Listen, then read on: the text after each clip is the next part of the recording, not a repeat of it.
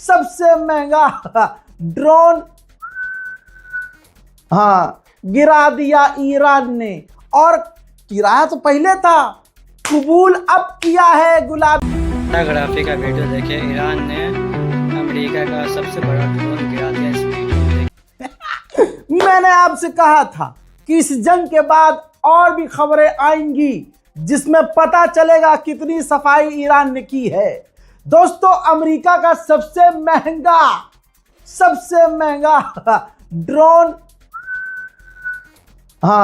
गिरा दिया ईरान ने। और गिराया तो पहले था, कबूल अब किया है गुलाबी सुअर की भीड़ ने।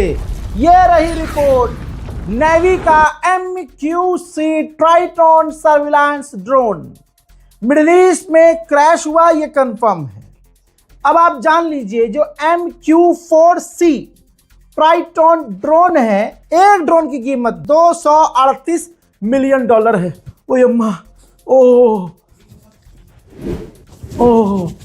भैया, क्यों डोनाल्ड ट्रंप को तुरंत सीज फायर करना था? ये वो ड्रोन है जो अमेरिका के पास सिर्फ 20 हैं। तवज्जो चाहूंगा, अमेरिका का वो ड्रोन जो सबसे कम है और सबसे महंगा है, $238 मिलियन का एक ड्रोन। जितने का ये MQ-4C ट्राइटन ड्रोन है, उतने में 8 MQ-9 रीपर ड्रोन आते। तो यानी अमेरिका का टॉप मोस्ट और टॉप नॉच का महंगा तरीन ड्रोन ऐसा ईरान ने हिट किया कि ससुरा मिडिल ईस्ट में जाकर गिर गया। ईरान ने तब कहा था कि हमने मार के गिराया तो है, बीच में से फाड़ा तो है, अब वो तुम देख लो कि हमने क्या गिराया है। अब अमेरिका ने कबूल किया कि हमारा MQ-4C ट्राइटन गिरा दिया। अब अमेरिका का अखबार द इकोनॉमिस्ट क्या लिखता है? कह रहा है कि जो डोनाल्ड ट्रंप ने ब्लॉकेज किया है, हुर्मुज को बंद किया है, ये एक खतरनाक गैम्बलिंग है, एक खतरनाक गेम है। इंटरनेशनल लॉ का उल्लंघन तो है ही, लेकिन ये खतरनाक गेम है। इससे नुकसान एक को नहीं, दो को नहीं, बल्कि सारी दुनिया का होने वाला है। ग्लोबल इकोनॉमी को तगड़ा नुकसान पहुंचेगा। मोहतरम आज़ाद, पोलैंड के मेंबर ऑफ पार्लियामेंट ने इजराइल को अपनी भरी सभा में थर्ड रीच कह दिया है। जैसे आपको समझ में नहीं आया, वैसे मुझे भी समझ में नहीं आया। ChatGPT, जेमिनी, गूगल सबका इस्तेमाल करके ढूंढ के आपके लिए लाया हूं समझाने के लिए कि इसका मतलब क्या है, क्योंकि इस पर इजराइल पूरी तरह से भड़क गया था। तो मुझे हो गई टेंशन कि ऐसा क्या कह दिया, ये कौन सी नई गाली आ गई जो तुम्हारे भाई को पता नहीं है, मुझे पता चले तो मैं भी दूं। तो दोस्तों ये वो आदमी है, मेंबर ऑफ पार्लियामेंट, जिसने जिगरा दिखाया। इन्होंने कहा कि इजराइल एक थर्ड रीच है। यानी ये जो रीच है, जो वर्ड है, इंग्लिश वर्ड है, द थर्ड रीच का इस्तेमाल होता है क्रूर, अत्याचारी, नस्लवादी। ठीक, और इसका पहली बार, इस वर्ड का पहली बार इस्तेमाल जो जर्मनी का वो छोटी मूछों वाला, जिसका नाम यूट्यूब पर नहीं ले सकता मैं, वो था, जिसका नाम ही से शुरू होता है और लर पर ख़त्म होता है। तो वो जो आदमी था, उसने अपने स्टेट को थर्ड रीच कहा था। ठीक, अब ये बोल तो दिया। और जो वीडियो आप देख रहे हैं, इसमें ये इजराइल का एक झंडा है ना, लेकिन अंदर जो है वो जो नाजी वाला साइन होता है वो बना हुआ है। ये वीडियो भाई साहब वायरल हुआ, खबर पर खबर बनी और इजराइल नाच गया एक टांग पर। ये क्या कह दिया मुझे, ऐसे कैसे? इजराइल ने कहा कि ये सरासर गलत है, यहूदियों के खिलाफ ये बात है, इसको हम कबूल नहीं कर सकते। लेकिन सारी दुनिया गरिया रही है अमेरिका और इजराइल को। मेरे दोस्तों, सऊदी अरब के विदेश मंत्री ने एक अजीब व गरीब बयान दिया। सऊदी अरब का विदेश मंत्री बकरे के मुंह का, ये आता है और बोलता है चिमकैंडिया, कहता है कि वैसे तो यार ये बकरा घोड़ा सब खाते हैं, लेकिन ये चुसा हुआ आम क्यों है? ये मेरा पर्सनल सवाल है, कभी ज़िंदगी रही तो पूछूंगा मैं इस आदमी से। तो ये बकरा बोलता है कि दूसरे को देखकर जो अपनी पॉलिसी बनाते हैं, हम उन्हें देखकर अपनी पॉलिसी नहीं बनाएंगे। डरपोक ने किसी देश का नाम नहीं लिया, जाहिर सी बात है, अगर ईरान को बोलता तो ईरान के लिए तो हिम्मत आ जाती, तो ईरान के लिए नाम लेके बोलता। हम ये मानते हैं कि ये अमेरिका को देखकर बोला है कि हम दूसरों को देखकर अपनी पॉलिसी नहीं बनाएंगे, वो अपने हिसाब से पॉलिसी बनाते हैं। देखिए, अरब बेचारे हैं परेशान, अरब के साथ सीन क्रिएट हो गया भाई, धोखा हो गया है। जिन पर वो अब तक भरोसा कर रहे थे, पैसा खर्च कर रहे थे, खूब पैसा अमेरिका को दे रहे थे, अमेरिका ने वक्त आने पे बचाया नहीं, या यूं कहूं बचा ही नहीं पाया, तो बेचारे अब एकदम से अमेरिका से दूर थोड़ी ना हो पाएंगे, है ना, धीरे धीरे लगेगा ना टाइम। ये बात खुद सऊदी अरब के विदेश मंत्री के मन में होगी। वो इसका नाम आज से बोक रख दो, वो। उधर सऊदी, पाकिस्तान, इजिप्ट, तुर्की, इन तीनों चारों देशों के विदेश मंत्री पाकिस्तान में मिलने वाले हैं और देखते हैं कि यह क्या तीर गाड़ लेते हैं। कोशिश इनकी यही है कि ईरान और अमेरिका की डील करवाई जाए। पूरी दुनिया का अखबार लिख रहा है कि गुलाबी सुअर न जीता था न जीतेगा। ब्लूमबर्ग रिपोर्ट ने लिखा है कि स्ट्रेट ऑफ हॉर्मूज एक ऐसी जंग है जिसे जीता नहीं जा सकता। डिटेल में यह लिखा है अंदर पूरी रिपोर्ट में कि जो जियोग्राफिकल डिजाइन है ईरान का, अल्लाह ने ऐसा बनाया है कि उसको जीता नहीं जा सकता, ईरान को ऐसे ही हराया नहीं जा सकता। इराक का संगठन कताइब हिजबुल्लाह और कताइब हिजबुल्लाह के टॉप लीडर पर $10 मिलियन का इनाम अमेरिका ने रख दिया है। अमेरिका की CIA के पूर्व डायरेक्टर हजरत ने फरमाया है कि जो अमेरिका का 25वां अमेंडमेंट बिल है, वो खास करके डोनाल्ड ट्रंप को दिमाग में रख के बनाया गया होगा कानून। अच्छा, ये 25वां अमेंडमेंट बिल है क्या? अगर ये बिल लागू हो जाता है और अगर वोट इसके हक में पड़ जाते हैं कि हाँ भाई हम चाहते हैं कि 25वां अमेंडमेंट बिल लागू हो जाए, तो कोई भी राष्ट्रपति हो उससे सरकार छिन जाएगी, वो राष्ट्रपति पद से हट जाएगा। तो सोचिए, पूर्व CIA का डायरेक्टर कह रहा है कि ये कानून इसी चूरन के जैसे आदमियों के बारे में सोचकर बनाया गया होगा। अमेरिका के राष्ट्रपति डोनाल्ड ट्रंप की हालत यह है कि उसके मुल्क में लोग उसे जलील कर रहे हैं। बड़े बड़े अधिकारी, बड़े बड़े नेता, बड़े बड़े सेनेटर, बड़े बड़े बिजनेसमैन, नहीं करूंगा नहीं, क्या है हमारे परिवार, पता चला है कि परिवार पूरा एक साथ बैठ के देखता है, तो आज से जो है थोड़ा सा और कंट्रोल करेंगे इंशाल्लाह, लेकिन मैं हल्का हल्का करूंगा, पूरा पूरा आप समझ जाना।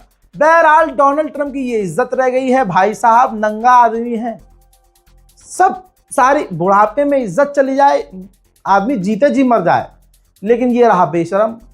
अब मैं ये भी सोचता हूं कि भाई मैं अमेरिका, ब्रिटेन, इजराइल, दुश्मनों के अखबारों को खंगाल कर आपके सामने रखता हूं कि किस तरह से उनकी पिट रही है अच्छे से, तो मैं अरब को क्यों छोड़ूं? अरब का अखबार आपके सामने रख रहा हूं। अरब के इस अखबार का नाम है द न्यू अरब। लिखा है द न्यू अरब ने कि सबसे ताकतवर और बड़ा हथियार ईरान का बन गया है स्ट्रेट ऑफ हॉर्मूज, और तेहरान कभी भी इस हथियार को नहीं छोड़ेगा, चाहे कुछ भी हो जाए। चलिए आइए और बताता हूं कि अमेरिका की कैसे, समझ गया ना, लग रही है। ये देखिए, Quincy Institute for Responsible Statecraft, ये अमेरिका का अखबार है गाइस, यू नो।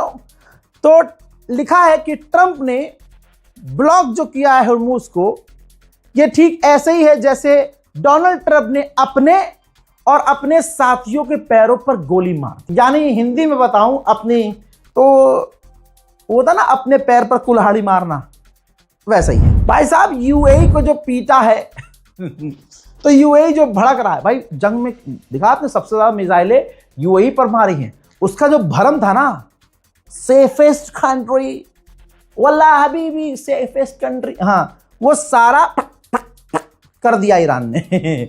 बिजनेस सब लुल पड़े हैं। अब ऐसे में सबसे ज्यादा किलसना तो बनता है बेचारे का।